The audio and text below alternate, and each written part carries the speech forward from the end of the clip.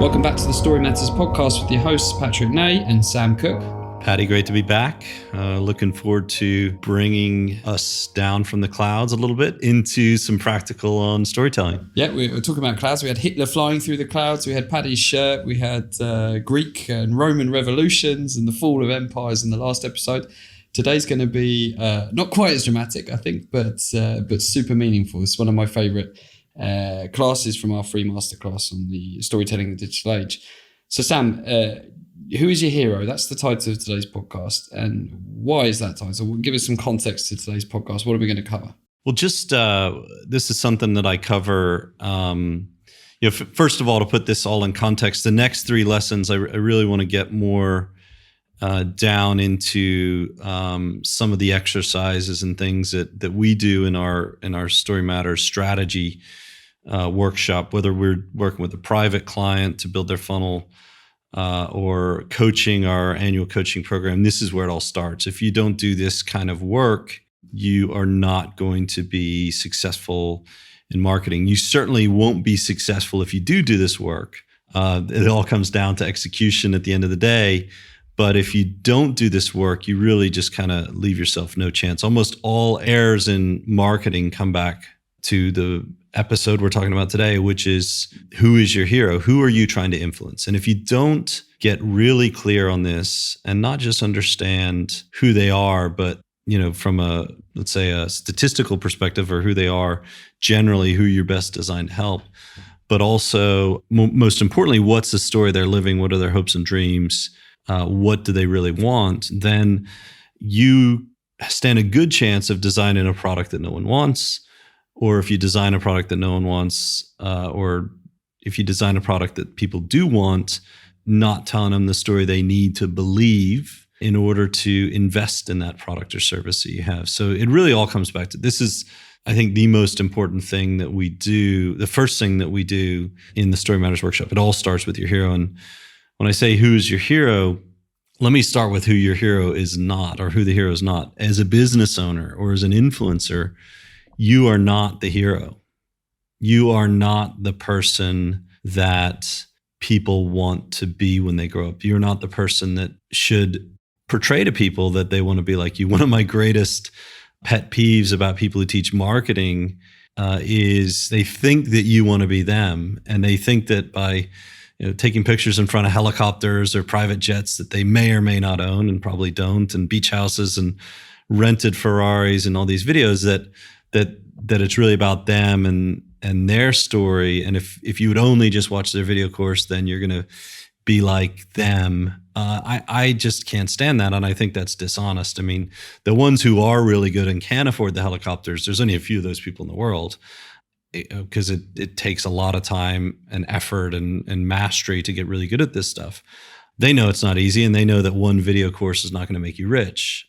So that's one of my pet peeves, and one of the things that I like to emphasize to people is, don't try and be the hero in the story. Even if you're teaching marketing, like I happen to be teaching storytelling, I know that people don't want me and want my life. They want their own life, and they want their own hopes and dreams. And my life as I live it is, I think, really irrelevant to them. The only thing that I think can be helpful to them, to our audience, if you're listening to this, is helping you understand yourself, where your great challenges are in terms of scaling your business, which is probably why you're listening to this. Is marketing standing in the way of you and great success in business? And then how you can learn the things you need to learn and tell yourself a better story to inspire yourself to do those things is really, I think, my role in all of this. There's a great thing that Sam taught when I first met him at the Google Campus free series on marketing. He did go and have a look at some communications that you've done recently, a press release, your website copy, an advert that you've written, and just see how many times you write the word we and how many times you write the word you. And 9 times out of 10, companies are we focused, and then or I, even worse. Or I, yeah. The founder versus, like, for example, when I do have to write I or we in communications, the choice should always be we, because James Cook Media or my team is way more than just me, and my a lot of the great ideas that we have and execute don't come from me, and so it's certainly not I. I think almost never you want to say I. And we is way less preferable than starting your sentence with a you. And that's one of the big editing things we do in our emails and Facebook ads is how do we turn everything to be about, how do we make the subject of the sentence our hero versus ourselves? And we're not perfect on it, but that's the goal. That's the goal. Patty, before we move on to the specifics on how to do hero, just want to make one last point. Step out a little bit of your own shoes as a business owner, as a marketer. Think about your favorite book. Okay, think about your favorite work of literature, your favorite movie, and the reason that movie. I mean, when I was growing up, my dad introduced me to this book, Power of One, and it was a story about a young kid from South Africa who had big dreams and had this persistence within him about following his dreams and really going after things, and was very methodical, but also quite fanciful, I guess you could say, and fanciful in terms of his what he believed was possible. And this was really a book that so inspired me and resonated with me when I was little that I read it every summer. I even wrote an essay about it in college when I applied for the Rhodes Scholarship, using this as like a metaphor for how I thought about life. And I remember I recently told my girlfriend about my favorite book, and she asked me to describe the character, and I described the character, and she said, that sounds a lot like you. And it just made me laugh because every woman you meet can tell you like what Sex and the City character they are. They look at that movie and that TV show. I know my girlfriend certainly can, or a lot of women I meet it's a very interesting question, like what Sex and the City character are you? And they tell you like this one, okay, well, if you have any idea about the show, which I don't have a lot, but I know enough to know what the character's predominant characteristics are, you instantly know like a lot about that person. And the same thing in Star Wars. I mean, I loved growing up Han Solo, and just, when you watch that movie, you think, oh yeah, I would be like that. This is how I would be in that situation. I'd be cool. I'd shoot the bad guys. I'd get the girl or whatever. And that is when movies become bestsellers and cultural phenomenons, is when people absolutely lose themselves in the movie and become that character. And what you have to think about in marketing is people don't want to lose themselves and become you as the founder. They don't want to become your product or your company.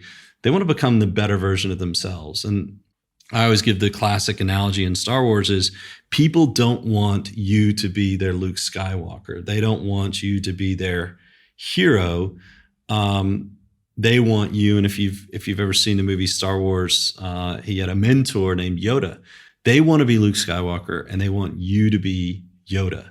Your role as a business owner, as a product owner, as a coach, a consultant, or whatever you happen to be, is to give people the inspiration, the subtle nudges, the help, the courage to follow that path, that, and we'll talk about this a lot more in the next episode, the hero's journey, if you will. But your role is to not be their hero, but to be their mentor and the guide. And this is the whole point of today's talk is teaching you how to put yourself in the shoes of your ideal client and understand who they are, what their characteristics are, what their deepest hopes and fears and dreams are, and then what the story is they're living. And that's really the heart of understanding is it comes down to one thing, which is empathy.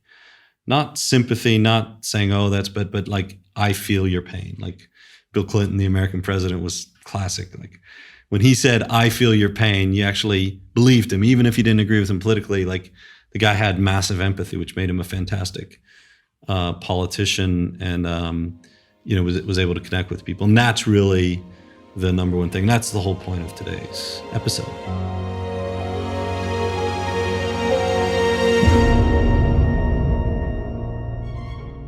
God, I don't know about you, but I'm just sitting here desperate to find out what character Sam is in Sex and the City. I haven't been able to concentrate on any of it.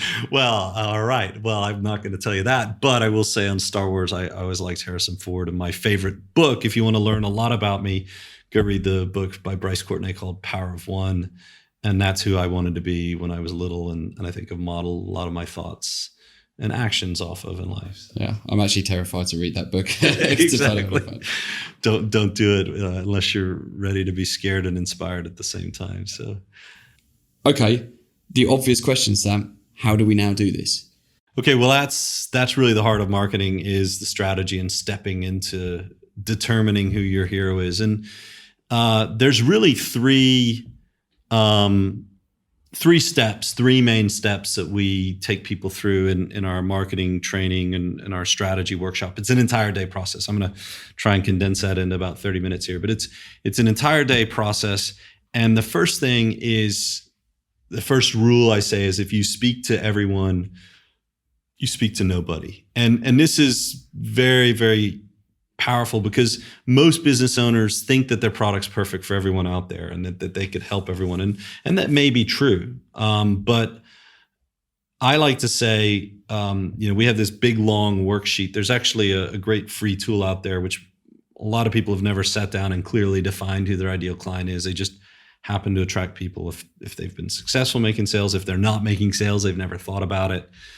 So they're just, it's kind of like a shotgun blast. But the really successful businesses really have a very clear idea of this question. If I were to have a stadium full of 1,000 people, or an auditorium full of 1,000 people, what would these people need to have in common? What characteristics would they need to have in common, such that after hearing the story that I'm telling them about how they can live a better life, that 999 of them would walk out of the auditorium buying, investing in your product or service, investing in a better future for themselves? That's really the question.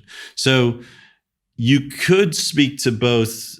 The first key thing is, if you're in B2C, are you speaking to a man or woman? If you're in B2B, are you speaking to a large business, small business? I mean, such a huge difference between a corporation versus a small, medium enterprise in terms of purchasing decisions. Same thing, men or women. Is your language going to be a little bit more masculine, not to exclude women, but just be a little bit more type A, or depending on what type of men you're speaking to? If you had 100 men and 100 women, who would be more likely to buy? And you should know this. In fact, very quickly, running some ads on Google or Facebook, you can get these statistics, like who's more responsive to your offer. And if you don't know intuitively, you can test it. But generally, business owners know this, going in. And then the next question, there's a whole series of questions. We have a big, long worksheet where we go through this.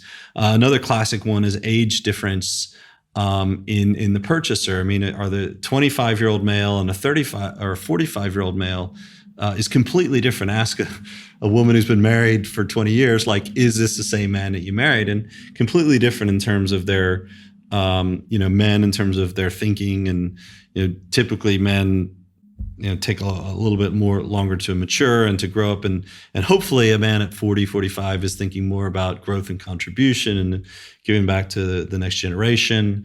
Or at least if you do your ideal client work, that might be who you really want to work with, versus men in their early 20s. And we actually were working with a company that was a software development company, and they had some young startup founder in London in mind who was in his late 20s.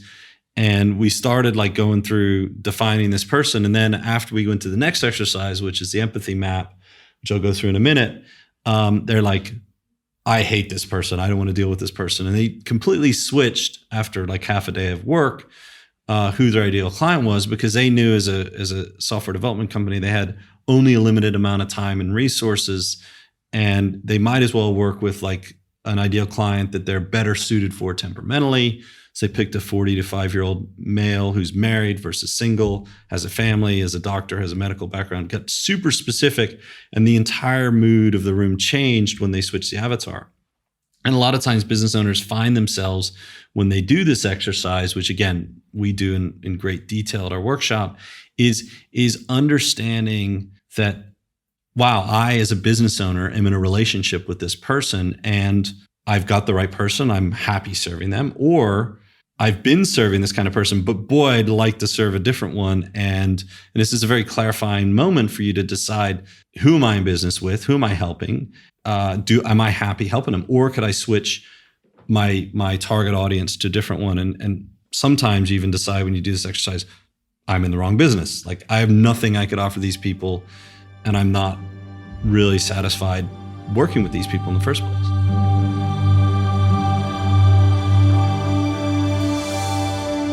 So you used the word ideal customer earlier on, and you've touched on this, but I just want to clarify it 100% because it's a very common question. Our ideal customer is the one we like the most, the one who pays the most, the one who's most likely to buy, or the majority of customers that we've served to date? Well, it could be a combination of all these things, and it's just like a sliding scale. It's almost like a point system. But I like to say, as a Maslow's hierarchy of needs, first of all, who are you qualified to help? Like, that's the baseline. Like, do you have a solution that is worthwhile for this person? And if you don't, then you need to either look at your avatar or your product and what business you're in. One of the classic things that I hear some internet marketers teaching is, we'll go into Google, find out what market needs to be served, and then develop a business around. I'm like, no, like, what makes you an expert in this obscure niche just because Google told you that there's economic opportunity there? Because I guarantee the person that's passionate about that and has a story to tell around that and has really thought through that problem is going to eat your lunch, and they'll find you. Competition's global. So the first thing is, like, what do you really have a great talent towards delivering? Like, are you qualified to help this person?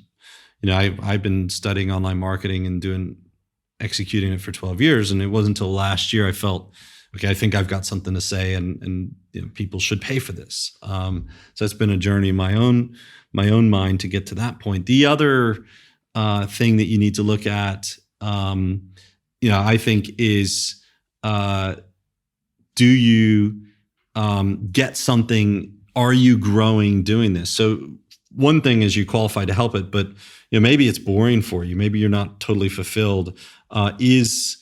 Is helping this person contributing to your growth? Is it intellectually satisfying? And then I think beyond that, one of the questions is, like, are you the best in the world at this? Like, what makes you better than all the other solutions? Do you have a unique expertise or skill set in this?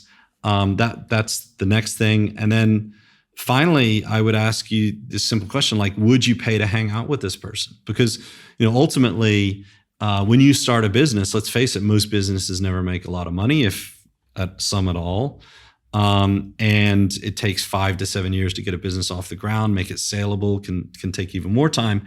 And you are getting into a long-term relationship with a set of people. That's your avatar. And business is a relationship. It's a relationship between you and your customers, and your communication with them, and your service of them through your product, and then their feedback and their complaints and all that stuff. Is it worth it? Do you love speaking to these people when they have a problem with your product? Yes, of course, those are painful moments, but do you feel fulfilled, like, at the highest level? And I mean, at the bottom line, the first question really comes back to, do you have a solution worth paying for? You need to pay the bills.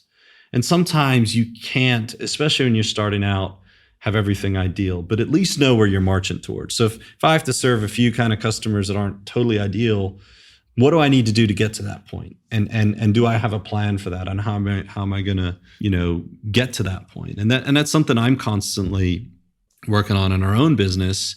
Our private coaching groups, I'm realizing that while I've served many business owners and people in it, the best people to be in our private coaching groups that I found got the most out of it are business owners who love marketing so much that if they make their current business successful, maybe they'll go into marketing consulting or become they have the space in their business partnership to only do the marketing and really dive deep into it. Or a marketing agency owner, a marketing professional. I love having them in our private coaching group because that's like who I think I can really add the most value to, and it's worth it. And to just learn that from running our annual coaching program, the Story Guild, for a while, that's kind of the sweet spot for us.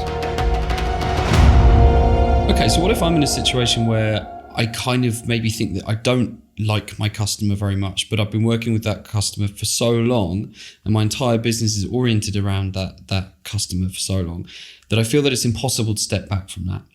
And the reason why I'm asking that question is actually that was a challenge I faced in a previous business I worked in, where we didn't really like our ideal customer, but we felt so wedded to that person. We knew them really well. It wasn't hard to identify their hopes and their fears and their dreams, but we just didn't actually like them. And that caused a huge amount of problems for us, but it felt impossible to walk away from that.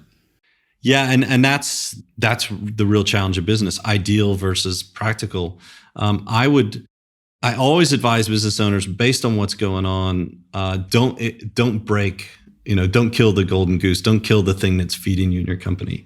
But do you need to continue reinvesting and optimizing in that marketing set that is doing that? And maybe you could segment that part of your business over and say, we're going to hold what we've got, or we're going to optimize a little bit. But let me try repositioning and building a new funnel or marketing avenue for that ideal customer we'd love to serve and can add more value to. And just hold what you've got, learn, always apply. I mean, obviously those are people too, and you're helping them. You want to, take yourself and be more empathetic and improve your marketing and your services for them.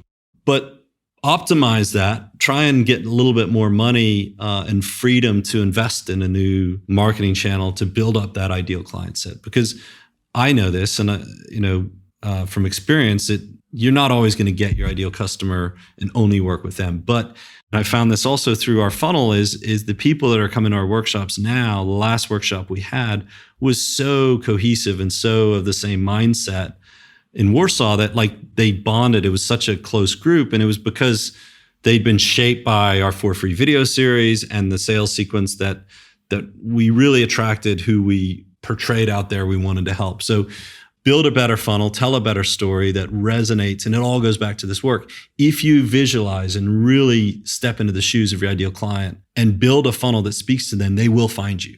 You might have to build a funnel for your old ideal client that's paying the bills and help them find you and serve them better, which might give you more money or more time to focus on a new funnel. But if you can understand this process and really connect with your ideal client that you'd love to serve, that you can add the most value to, you're the best in the world to help, you will attract them. And I've just seen that through experience, and it's really powerful.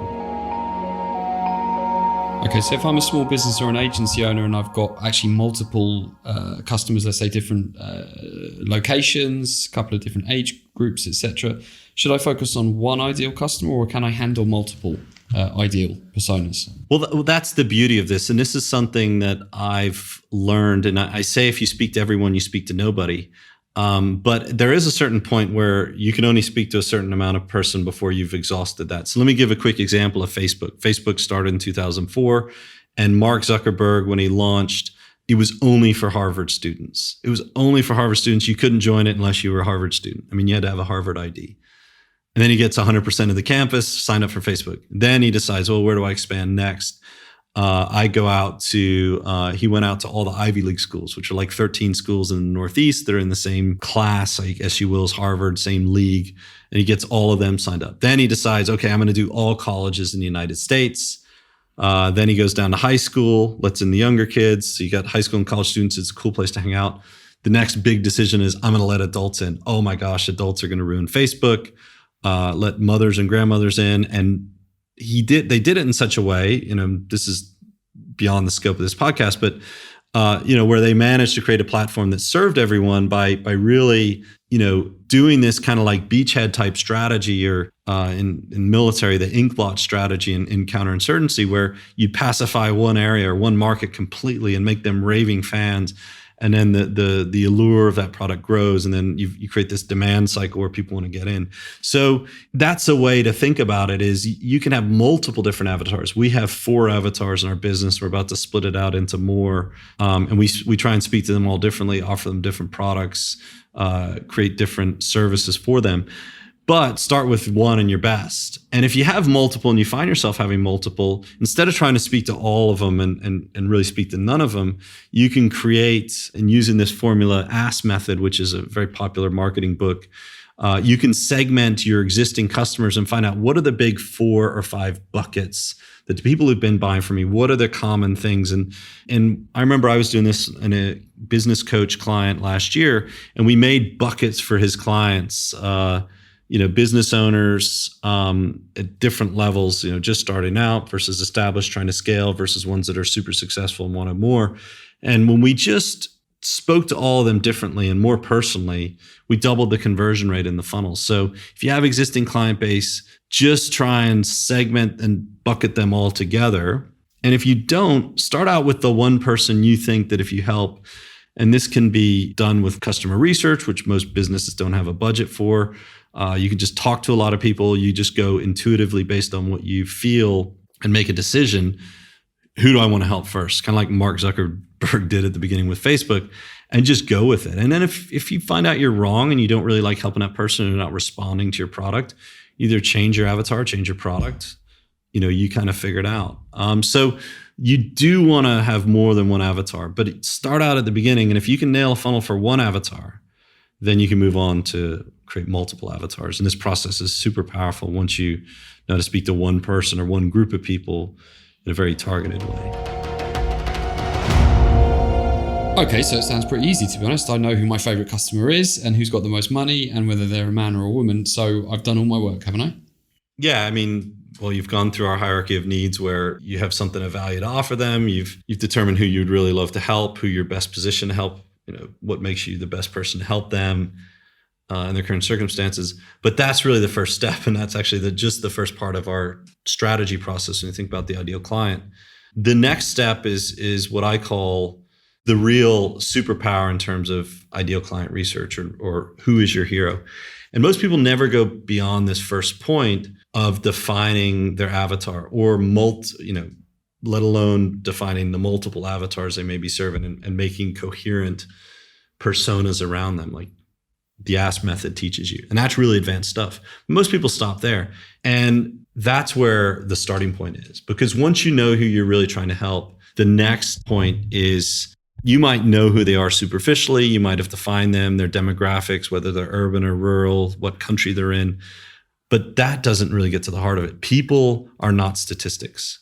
People are not just some machine. People are emotions. People buy based on emotion, and then they justify with logic. And this is really the power of understanding story is stories are not logical. They are emotional, and they're based on fact. Hopefully that's a good thing when you base stories on fact, but they're emotional expressions of a series of facts wound together. And we'll get into that a lot in the next episode. And the second exercise, and the most powerful exercise I take people through at our workshop, is something I learned from a great mentor of mine in online marketing, which is Andre Chaperon. And that's the power of empathy. And there's this specific exercise called the empathy map that actually grew out of the Silicon Valley tech design community, the great producers of technology for people have figured out that in order to truly design something brilliant or great like the iPhone or something that's going to be a mass market hit, you really have to understand people and their emotions and what's driving them, because people do not buy an iPhone for logical reasons. They buy it for totally irrational, illogical reasons, and then they justify based on the screen size and all these other things. And this is something that the Silicon Valley community is really embraced. And there's this a great exercise called the empathy map. And I actually was introduced to this through Andre Chaperon, who's a great email copywriter. And I was really, really struggling with email copywriting. And a friend of mine sent me this course, Andre Chaperon's course, Autoresponder Madness. I'll put it in the show notes, because just Andre's explanation and lesson alone on empathy map and doing your ideal client research is worth the price of that entire course, which is quite affordable for internet marketing standards. And Andre's course is like textbook. I have all my private coaching students should know that. And he goes through this thing in the empathy map. And once you sit down and go through this exercise and really write down and understand who your ideal client is, and not just who they are from a statistical standpoint, but what they're thinking and feeling and what they're saying and doing, and then really putting that on paper, not just theoretical sitting around talking about, but getting crystal clear and putting on paper what they're doing, that becomes your communications playbook. Because if you know someone is, their greatest fear in business is say, going out of business, or their greatest fear in personal relationships is failing again at a relationship, everything you do should be focused on that big, huge, motivating thing. People either run away from pain, which is unfortunately the majority of people are running away from some kind of pain, or in some cases they're chasing something big, like some dream, some great, bright future that's better than what they have. But whatever it is, it's usually better. It's always a better future. People invest in products or services when they believe it's going to give them a better future. In 5 minutes, this coffee is going to make me more awake.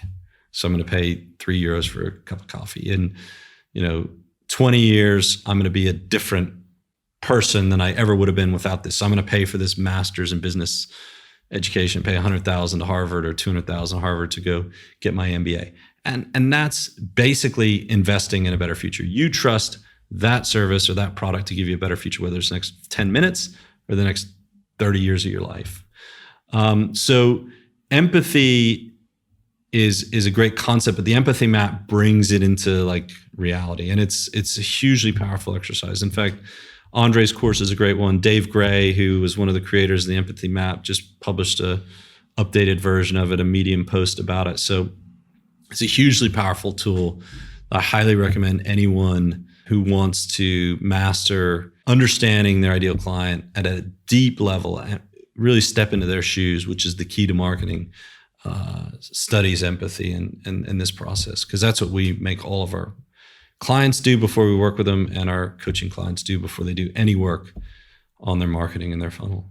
Okay, so I'm in B2B and my persona just wants to sell more. And yeah, maybe he's got some problems with his wife or something like that. But I don't see how that's relevant to what I need to tell my customers, which is that I'm going to make them more money.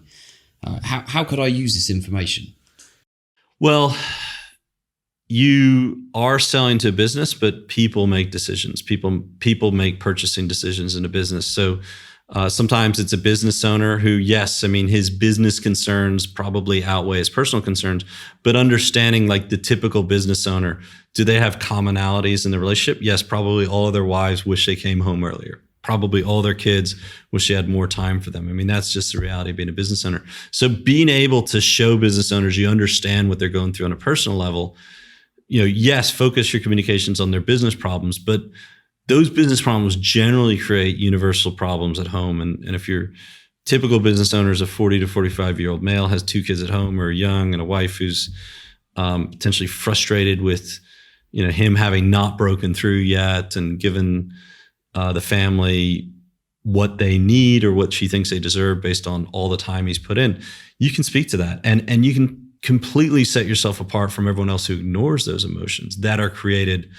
by the pressures of being a business owner. And even in a large company, a lot of times you're not selling to the business decision maker. You want to sell to the person who's going to sell you within their company. So we have a B2B persona worksheet that completely takes you down to the next level in B2B. So yes, company characteristics have their own power in the B2B communication, but understanding that ultimately you're selling to an individual within that company who might need to sell it to his boss, that just makes the problem way more complex. You have to do a persona on the business. You have to do a persona on the entry level person who's going to be hooked by your marketing material. Then you have to do a persona on the decision maker. So it just gets more fun and creative when you get B2B actually than a simple B2C product. Okay, what if I'm transitioning to a new ideal customer or persona, or for example, I'm just starting out in business and I don't feel like I really know my customer. I couldn't answer those kind of questions. Well, there's a couple of ways you can do it. You can do the Ask Method survey, where that's a great tool, and if you don't have a list, that can become challenging. You need to just ask people if you can speak to them. Go hang out with your ideal customer. Go to networking meetings where they are. But I actually like to say, and I advise any client who's not, before you do any online marketing, do sales. And one of the things we do with a new coaching client who just launched a relationship product is, instead of trying to sell his product online, we're offering a free call with him and he's selling them over the phone. Because the best customer research is a sales call. Get on the phone and speak to your ideal client and try and sell them your product. And you can learn why they're buying or not buying based on their objections and their reasons they're giving you for not buying, or why they buy. And in a sales call, if you take the focus of the call not on taking money from someone, which is not very empathetic, but to deepening your understanding of your ideal client. So regardless of whether this person decides to give me money or invest in my product or service, I'm going to seek to understand them and those like them better. That completely changes the dynamic of a sales conversation, and they'll feel it. And actually, you'll get better results when your mindset is truly, how do I deepen my relationship, my empathy for this person and people like them so that I can better serve them in the future, regardless of whether they buy. That will actually result in more sales than, okay, this person's getting on the phone, and if they don't give me money, I'm going to be upset because I need the money, which is not very empathetic in the first place. And most business owners, and look, I'm the worst at this, I've had to learn this, we struggle with empathy because we are caught up in our own ambitions and dreams. And I'm guilty as charged on that, like all business owners. This is not something that comes naturally to a person who's crazy enough to start a business. It's not a rational decision to really start a business all the time. And it's hard, and it takes a bit of let's say delusion on your part to get into business and think you can be successful when the odds are so far against you. I did this in my last business. I was running a content marketing campaign for, or a content marketing strategy for, and I was new to the industry we're working in. So the boss and I went and had, I think, 4 long lunches with our target audience. And it's amazing. In a business, as you're saying, Sam, you're so wrapped up in trying to push your thing forward, pay the invoices, deal with the HR problem, that it never ceases to amaze me how sometimes you can spend very little time talking to your customer about their life. So yeah, sure, you deliver a service, you hear a complaint, you deal with that, something, that's standard stuff, but you spend very little time saying, how are you? What's actually on your plate right now? And doing that for my last business was absolutely, it really was extraordinary. It helped me to understand exactly what the challenges of that persona were. Now, as I say, we didn't really like that persona very much, although those lunches were very nice. And we had to deal with a whole bunch of problems relating from that. But if it hadn't been for those 4 lunches, I don't think I would have got anything off the ground from that process. Yeah. Well, and understanding that you're not in the right business or you're not in the right relationship might be painful, but save you the next 7 years of your life. And it's like not marrying the wrong person, not getting into business, building a lifestyle that you need to support based on a relationship that's not serving you and not serving them because you're unhappy, they're unhappy. So this work is important, and it's great to do it as soon as you can. And if you've been in business for a while, it's never too late. Never too late to sit back, take stock, who you're in business with, how you can make that better, how you can make that relationship better or change your relationship. Okay, so if you're now passionate about finding out who is your hero, what resources can you go and get? You've covered a couple of them, but if you could just summarize them now, what action should you take right now?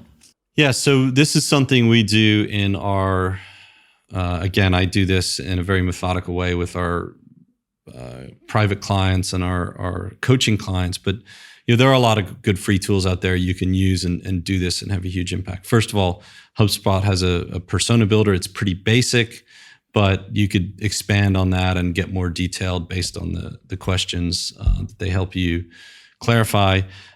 The Empathy Map by Dave Gray is a free tool. You could go look at his latest Medium post, read about it. There's some YouTube videos about how to do an empathy map. On the paid side, Andre Chaperone's Autoresponder Madness is an amazing course, not just on empathy maps, but a whole host of things on storytelling. I mean, he's really one of my mentors that I'll be interviewing later in the show in our mentor series. But just those would be the main ones I'd recommend, free and paid. And just get started, like just asking yourself the hard questions. Who are you in a relationship with? And put yourself in their shoes. Truly put yourself in your shoes. Do the work. Set yourself aside. Write it down. Get clear. And then once you've done that, you can go to the next step, which is figuring out how to help them write a better story for their life, which is what we'll be going over exactly in the next lesson. That's the subject of our next podcast. So a little bit of homework for you and a little bit more homework. If you feel like you've got some value from this podcast and you're enjoying this series, then you can help us by reviewing it on iTunes, reviewing it favorably, of course, and sharing this and spreading this message with your friends, colleagues, and other business owners that you think would be interested. Sam, what are we going to talk about in the next episode? Let's cover that. Next episode, we're going to actually finish talking about your hero. There's one last step that I do in the workshop which is how to write your hero's story and take all of this and make it real. I talk about that exercise, which is quite confronting and I think powerful. And then once you understand your hero's story, how to rewrite it. And that's really the art of storytelling, is inspiring people to invest in a better story for their life. And so we'll go over the hero's journey construct, how that works, how to apply that to marketing, and really, move that theoretical construct into a very concrete way to think about your business, the offers that you give people, free and paid, that help move people into a better future. Awesome. Thanks very much, Sam. Look forward to seeing you on the next episode. Thanks, Patty.